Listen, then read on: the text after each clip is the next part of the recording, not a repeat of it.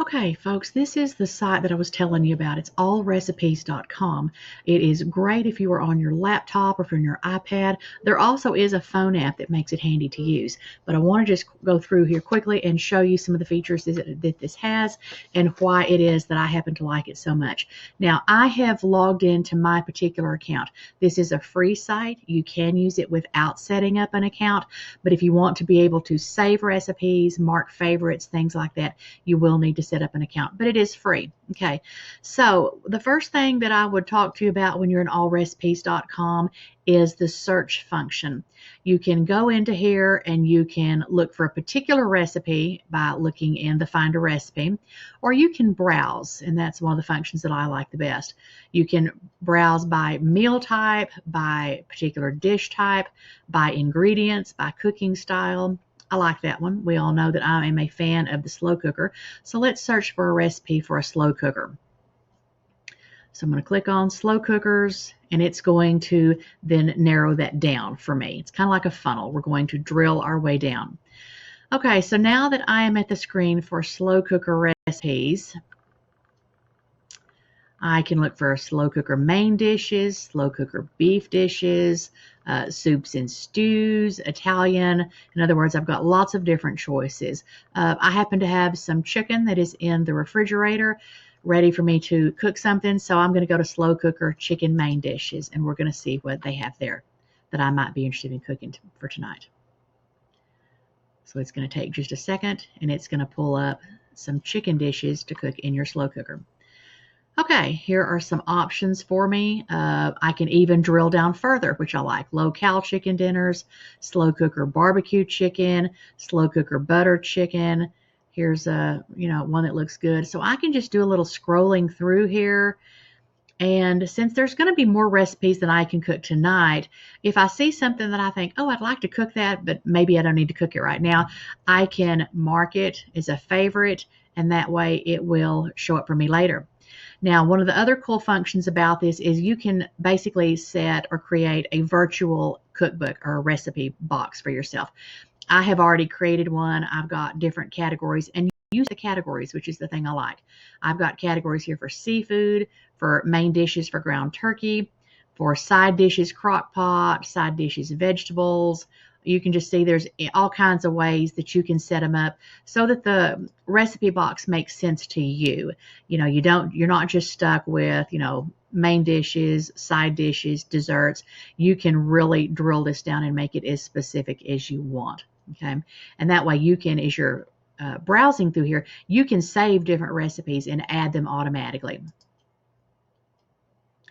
Now, the reason I really wanted to show this to you today is, let's be honest, with things in the way they are in the world right now, sometimes we may go to our pantry or to our refrigerator or our freezer, and we may not find all the ingredients we needed for the favorite dish that we had. So maybe we're kind of scratching our brain and we're looking for a recipe that we can make with the ingredients that we have. That's where you go into ingredient search, and you click on ingredient search, and then it pulls this up, include ingredients. So let's pretend for a minute that I have some specific recipes that I need to be able to use. So I'm going to go into this box here, and I'm going to say I've got chicken, and I've got sour cream, and I've got spinach. And I'm not sure what to make with those because I don't have a recipe, but I can now hit the enter button and let it do its search function here, and it will pull up recipes that include those particular ingredients. Now, it's going to include other ingredients as well, and you'll want to go take a look at those recipes to make sure that you have those ingredients on hand. But this is a great place to start when you have perhaps an odd assortment of ingredients and you are not really sure what to make for dinner. So with chicken and sour cream and spinach, here are some of the ideas that it's given me. I don't know how to pronounce that one, but that looks tasty. Skinny chicken enchiladas, shrimp enchiladas. It's also got some other things in here as well. But for example, here is spinach stuffed chicken breast, and you'll notice this one actually is a video. That's another really cool function of this particular site, is it not only has the recipes that you can just take a look at the print recipe, you can actually watch a lot of videos and see a lot of pictures of what the prepared dish is going to look like. Here's one for spinach and chicken enchiladas. Looks good. Here is another one, Mexican chicken and black bean, whatever the rest of that is. Okay.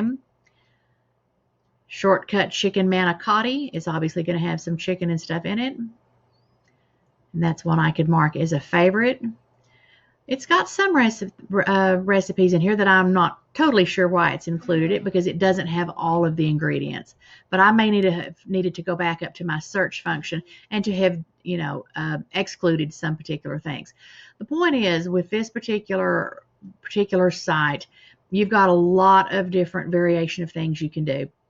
Everything from watch videos on how to improve your cooking skills, to search by particular ingredients or particular type of cooking or particular type of diet.